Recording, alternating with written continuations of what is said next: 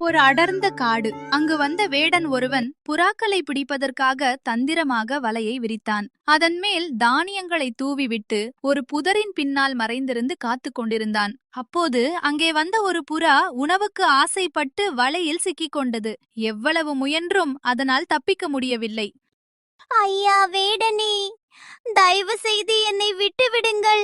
என் உயிரை காப்பாற்றுங்கள். நான் ஏன் உன்னை விட வேண்டும்? நீ எனக்கு இன்று நல்ல உணவு. நீங்கள் என்னை இன்று விட்டுவிட்டால் நான் என் நண்பர்களான மற்ற புறாக்களையும் இங்கே அழைத்து வருகிறேன். அவர்கள் எல்லோரையும் நீங்கள் சுலபமாக பிடித்துக் கொள்ளலாம். உன் உயிரை காப்பாற்றிக் கொள்ள உன்னை நம்பியிருக்கும் உன் நண்பர்களையே காட்டிக் கொடுப்பாயா? உன்னை மாதிரி ஒரு சுயநலக்கார புறாவை நான் ஒருபோதும் விடுவிக்க மாட்டேன்.